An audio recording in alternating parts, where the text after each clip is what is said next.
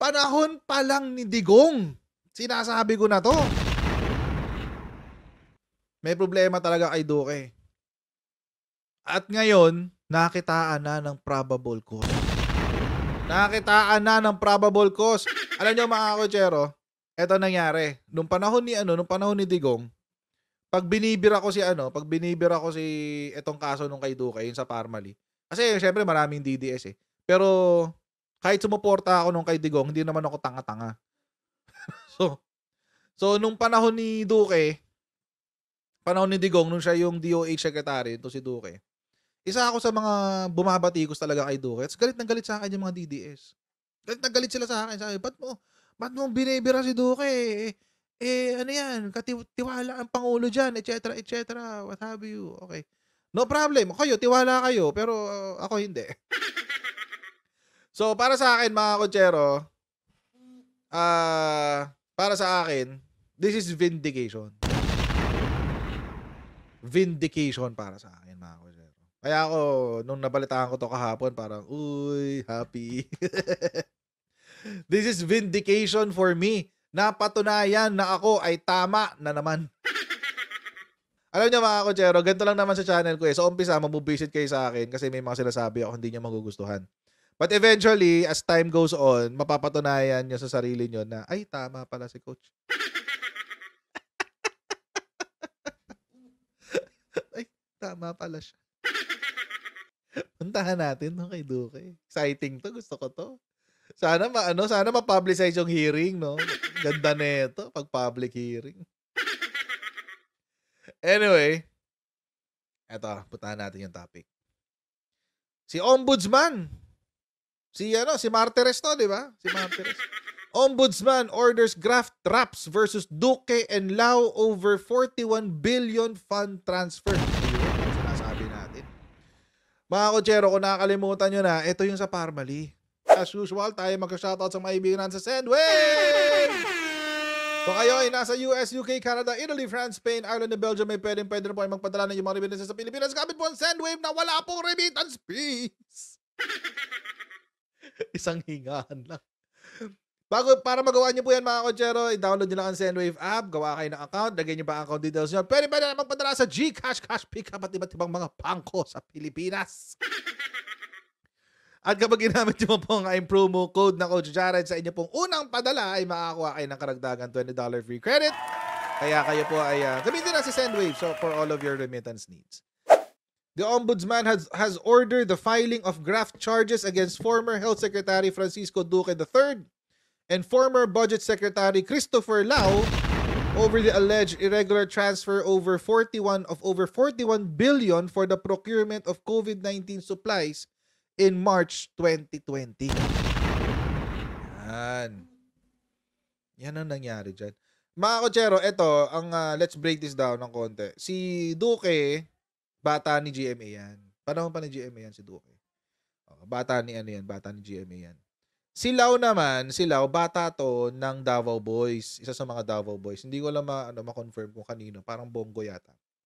Pero bata yan ng Davao Boys. Isa sa kanila. Alam niyo na ngayon kung bakit may ganun.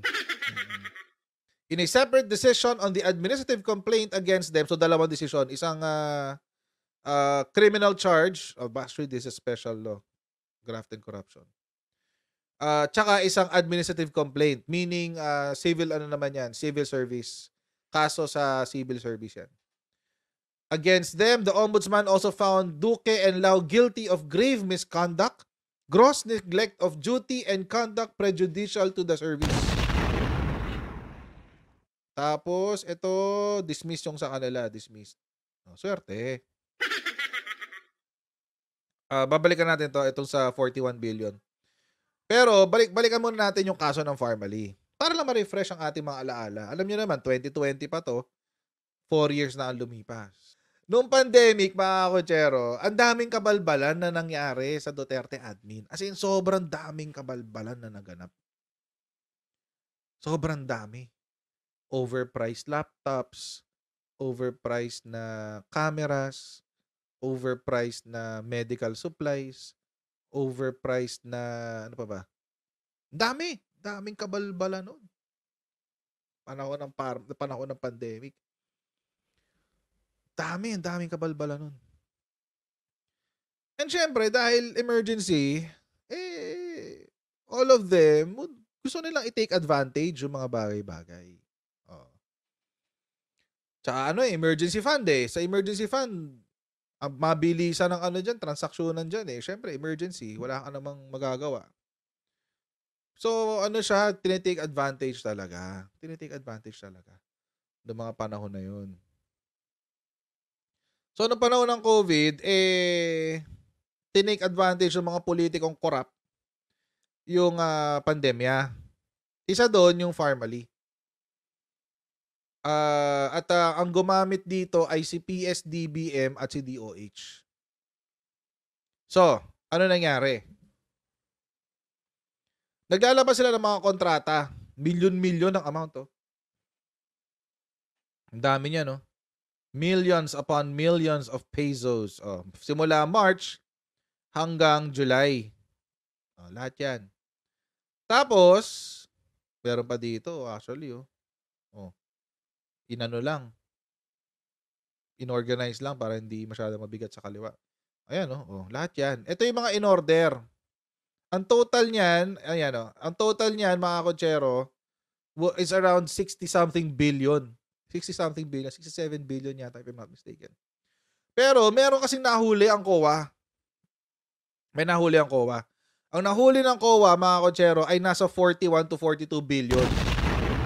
Among the deficiencies flagged by COA was the 42 billion for COVID supplies that were transferred by the DOH to the Procurement Service of the Department of Budget and Management o PSDBM. Si PSDBM, mga kotsero, ang humahandle during that time sa kanilang procurement service ay Silao. So, the PSDBM handles large-scale procurements for the government during the pandemic, including COVID supplies. Government agencies, on the other hand, can purchase supplies from the PSDBM instead of dealing directly with private suppliers. So, basically, si PSDBM ang middleman pero representing the government. So, halimbawa, during this time, kailangan ng COVID supplies. Ang bibili ng produkto, si PSDBM. Large, yun, malakihan yun. As in bulk. Malakihan ng order yun. Tapos, si DOH, halimbawa, meron silang website, si PSDBM merong website na parang Lazada. Parang shopping app. Tapos, i-click mo lang doon. Ilan ang kailangan mo? Click. O itatype mo na lang, 2,000 pieces. Ganyan. Tapos, doon nila o-orderin. So, si PSDBM ang naikipag-negotiate kay suppliers, etc., for whatever reason. At ang primary purpose niyan, mga kotsero, para isa lang ang kausap ng mga private companies. Para isa lang ang kausap. So, hindi kumbaga para number one, may expedite mo yung ordering process. Pangalawa, ma-minimize mo rin yung monopoly. Kasi kung halimbawa, merong mga malalaking kumpanya na kaya maipag-deal directly sa mga iba't ibang ahensya, o di mamomonopolize niya yung pagsusupply sa gobyerno.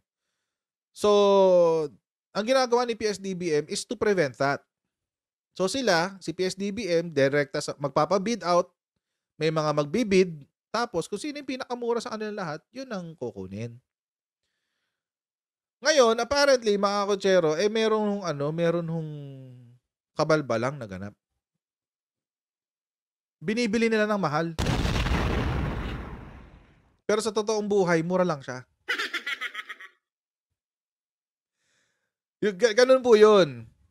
Yun po yun ang nangyayari doon. Tapos, this triggered the Senate Blue Ribbon Committee investigation into the use of pandemic funds by the DOH, focusing on the 42 billion fund transfer between the DOH and PSDBM and allegations of price markups in the procurement of PPE sets and the murky backgrounds of the suppliers that cornered bulk of the supply contracts. Apparently, di ba nalaman natin dito na si Farmally is very, very shady. Una, wala siyang maayos na capitalization. Ano pang nangyari? Apparently, it was found during sa hearing na yung mga wala siyang pera talaga. Wala siyang pera. Tapos yung board of directors, ano pala, parang inutang yata nila yung pera para buuin lang yung ano, yung kumpanya. And wala siyang history. Wala siyang history of dealing with these kinds of medical equipment. Walang ganon. Walang ganon. So from April to June, kumita na ng 393 million ang Pharmally. Oo. 353 million. 393 million. So almost half a billion already. Tapos, mas mahal yung mga ano nila, supplies.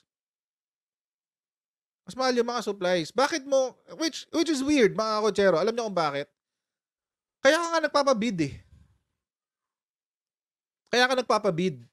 Kasi, pag nagpapabid ka, kailangan, ang aalamin mo kung sino yung may pinakamura.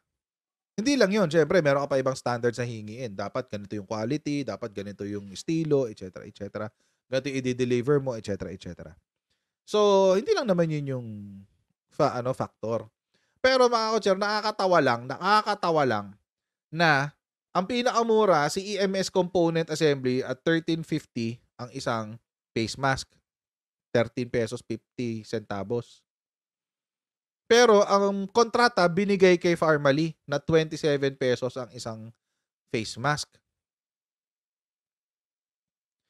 So sa palagay nyo, ano nangyari dyan? Minark up.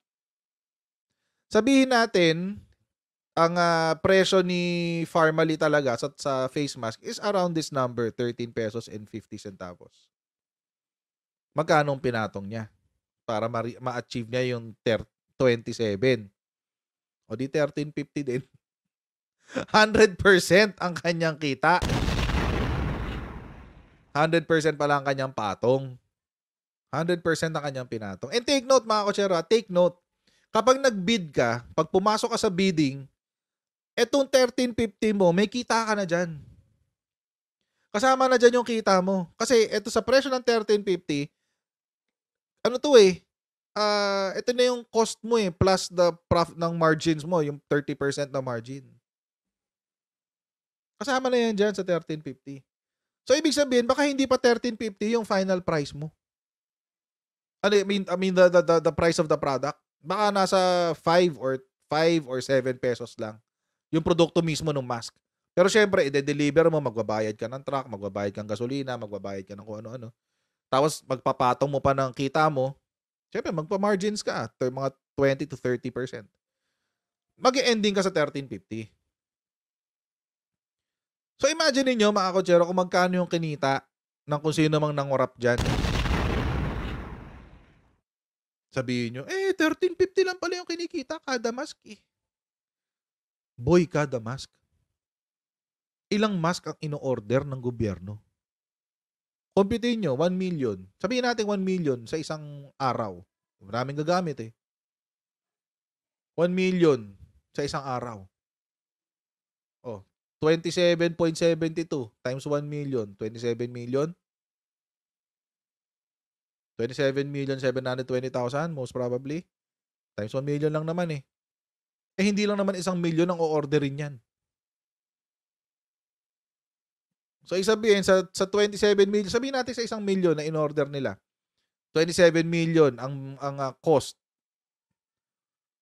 Pinatungan pa nga ng doble, 13.50. So, isabihin, 13,500,000 ang tinake home sa isang araw.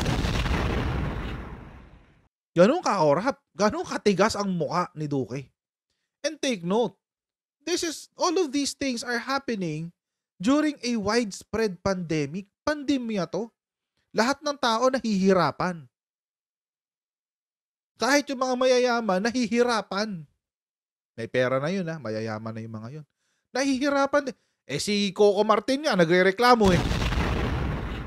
Ano sinabi ni Coco Martin? Pag ang pamilya ko nagutom. As if naman. Napakomment nga ako nun eh. Sabi ko, pag ang pamilya mo nagutom, magbenta ka ng kotse mo. Lang yato, sisisi mo sa gobyerno. Namamahal ng kotse niya. Anyway. Tapos sasabihin ni Digong, galit ako sa korap. Tigas ng mukha, kapal ng mukha ni Digong. Ah, the 10.85 billion worth of contracts were comprised of contracts awarded in 2020, which were worth 8.5 billion altogether, and an additional 2.3 billion supply contract secured by Pharmaly from May to July 2021. In the first 3 months alone, Pharmaly secured big ticket deals worth 8.5 billion. 8.5 billion, guys. Pero mga kotsero, si Pharmaly, middleman lang din. Dito siya kumukuha. Yumaman si China, oh. Kay Shushu, kay Wenhua, Chushen, Wenhua, Shanghai Puhing. Ayun. Tapos, the COA report listed the unit price of face masks procured from 5 other companies. O, ito nga yung presyo ng iba. O, 16 pesos, 22.50, 27.49, 13.50, etc. etc. Ganun na nga yung nangyari. Kaya po, umabot yan, total, nung gastos na yan, 42 billion pesos. 42 bilyones, mga kotse. Ang tindi nun. Ilan kaya sila naghati-hati dun? 42 billion yung transfer. O, sabihin natin tinake home nila is around 50%. So, mga 21 billion ang pinaghati-hatian nilang lahat. Kaya ang lakas ng Davao Boys noon. Ang lakas nila. Pati pa nga sa mga bidding ng DPWH project sa Mindanao eh. Matindi yung panahon ng pandemic. As in, corruption galore talaga yun. Yan pa lang yung pinapublicize. Mayroon pa ako mga alam na hindi ko pwedeng i-publicize. Tapos ang nakakatawa dito, mga kotsero, during that time, pa-victim pa si Duque. Pa-victim. Diyos ko, naalala ko talaga yun. Sobrang kaipokritohan ni Duque. Inis na inis talaga. Pag nakikita ko siya sa TV or sa dyaryo, nakakabwisit eh. Nakakabwisit yun. Sobra. Kasi, tulad nito. For example, ito. Pinag-resign na siya. Si Duque, no? Anong sinabi? So gusto na nga mag-resign yan eh. Dahil sa PhilHealth eh. Grabe kayo, sabi ni Bongo. Si Bongo. Mangyak-ngyak na nga siya. Di na kayo naawa sa tao. Etc. etc. Tapos meron pa siyang statement, hindi ko makalimutan. Hindi ko talaga makalimutan yung statement niya na yun. Yung durog na daw sila. Oo, ano ba sinabi niya nun? Andito yun eh. Sa mga problema niya nung pandemic. As the DOH chief, Duque has been in the hot seat over what some lawmakers said was his failure of leadership, negligence, lack of foresight, and inefficiency in handling the COVID-19 pandemic. Di ba? No 2020 yan. Una, dahil dun sa travel ban. Dapat kasi mga kotsero, para medyo nakaiwas tayo sa pandemic, nag-travel ban na siya sa China. Noong nag-uumpisa pa lang, dapat hindi na nilimitahan na yung pagpasok ng galing ng China. Galing Wuhan. Kaso hindi nangyari. Ano pa yung hindi nangyari? Nakapasok na nga yung mga taga-Wuhan, hindi pa na contact trace. Yung mga nagtago na nasa Cebu. Alala nyo yun? Cebu Pacific ba yun? O PAL? Tapos inisip pa ni Duque yung PAL. Tapos, hindi lang yun. Hindi pa siya nakapag-imbak ng mga gagamitin para sa pandemya. It's just very unfortunate and I am really hurt. Ay, grabe, hurt siya. Hurt siya. Grabe ka naman. Na-hurt ka. Oo. That it is at this time when the Senate is calling for my resignation when in fact we need to come together. Uy, grabe. Suportahan niyo naman ako, sabi niya. We need to unite. We have such a formidable enemy. Tapos, ito yung nakakabwisit na na statement niya ever. I serve at the pleasure of the president. Ay, grabe. Yan yung nakaka-insulto sa lahat eh. Yung wala ka nang kwenta, ang yabang mo pa. Oo. Hindi naman ako nandito dahil sa inyo. Nandito ako dahil sa Pangulo. May ganun factor. Meron pa siyang ano, 'di ba? Meron pa siyang statement na parang dinurog niyo kami, yan, winarak niyo kami, winarak. Winarak daw siya. Oo. But anyway, ito yung pinaka nakakainsulto sa lahat, eh. Yung ano, yung, parang this is, adding insult to injury. Nakakabwisit yan. Nakakabwisit yan. Adding insult to injury yan. Diyos ko, nakakabwisit. And in fairness kay Duque, talagang favorite siya ni Digong. September 8, 2020, ano sinabi ni Digong? Duque, it's not time for Duque to resign. Wow! How special of you. Special na special talaga. Alam niyo, up until today, hindi ko naintindihan kung anong meron sa kay Duque. Kung bakit mapagmahal ni Digong kay Duque. Kay Duqueke. Sabi niya, Secretary Duque, this is not the time for you to resign. Oo. Ay, ito pa pala. Tapos naalala ko, mga kotsero, during that time, ang laging depensa ng mga Duterte vloggers, ba't nyo ngayon tatanggalin? Ba't nyo ngayon tatanggalin? Tanggalin nyo pag wala ng problema. Tanggalin nyo pag nasolve na niya yung problema. Kung ngayon yung tatanggalin niya, mas magiging magulo. Kasi, hindi niya alam yung sistema eh. Yung bagong papasok, hindi niya alam yung sistema. Gumano. Tapos, nabola naman tayo doon. So, ibig sabihin, ganito pala, pag meron kang palpak na kusinero o meron kang palpak na chef sa kusina, huwag mong tanggalin, hayaan mong matutunan niya sa sarili niya paano magluto. Ganun pala yun, no? Ano to, internship? Ano to, yung posisyon niya bilang DOH Secretary, internship? Bobo. Daming naniwala dun eh. At one point, parang nabola din ako dun eh. Doon narinig ko na dun sa mga abogado. Nung narinig ko na yung ganung statement sa mga abogado, naisip ko, baka tama naman sila. Kasi abogado naman siya, alam naman niya sinasabi niya. So mali pa rin. September yon, September 2020. Tapos December 2020, Duque still has PRR distrust. Sabi ng palasyo. My goodness, dadalhin kita sa aking palasyo, Duque. Duque Duterte. Baka kaya favorite kasi medyo dikit yung pangalan, medyo nagre-rhyme. Duque Duterte. So, nasobrahan lang na isang syllable si Duterte, no? Duterte, gano'n. Dute. Sabi ni Harry the Caller. Ayan. We, all members of the cabinet, serve at the pleasure of the president. Alam niyo, seriously, if you serve at the pleasure of the president and the president's mandate is to serve the Filipino people, don't you think at the end of the day, you are actually serving the people supposed to be, not just the president? So ngayon, patuloy pa rin ang pagtiwala ni Presidente kay Secretary Duque. Ang sabi lang niya, sagutin ang paratang ni Secretary Teddy Boy Locsin. Ito yung sa issue nung sa tao dito, yung dapat meron na tayong delivery ng Pfizer. Oo, naalala niyo pa ba yon?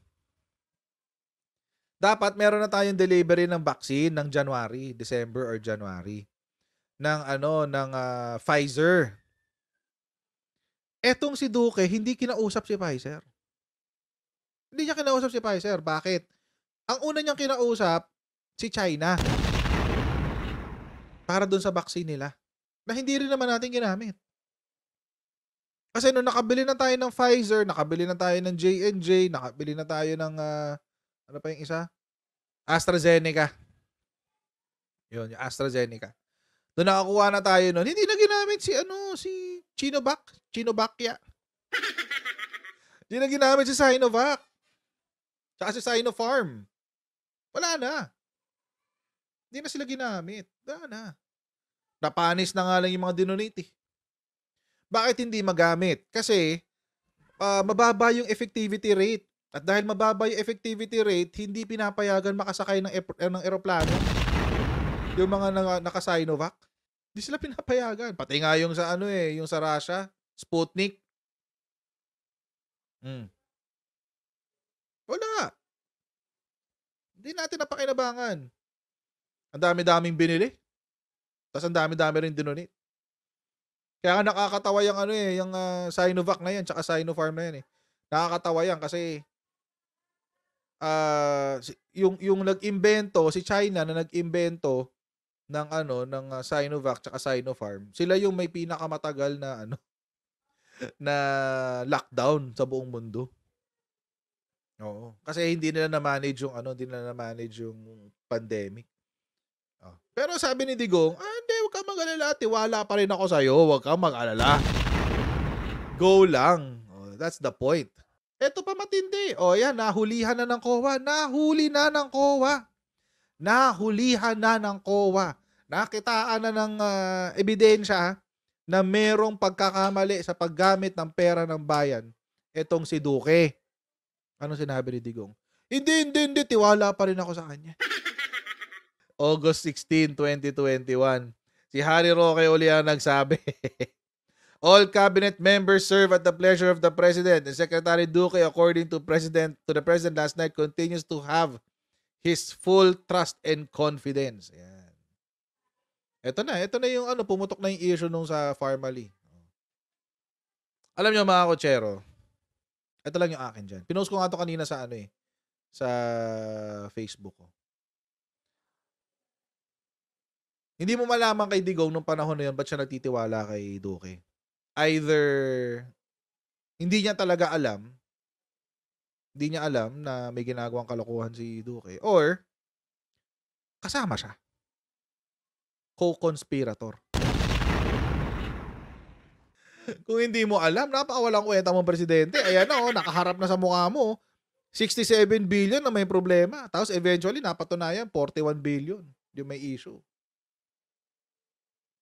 Anga ka nun. Anong klase kang presidente? Wala kang kwenta.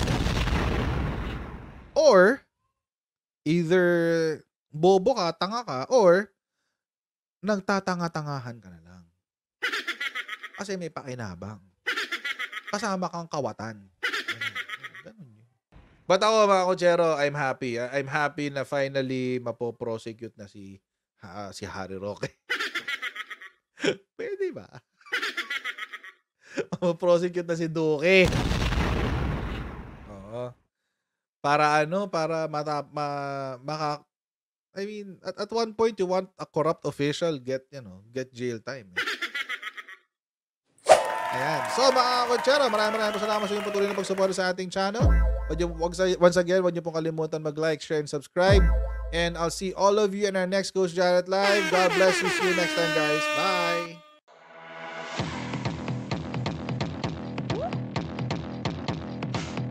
Pag ganun, huwag natin gawing tanga mga Pilipino. Mas maganda kasi nasa lugar ka ng tama kaysa yung pinipilit mo yung pagkakamali.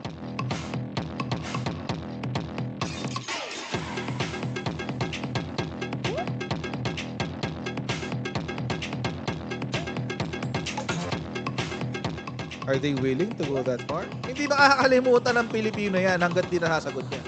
Sino ngayon nagsasabi ng totoo?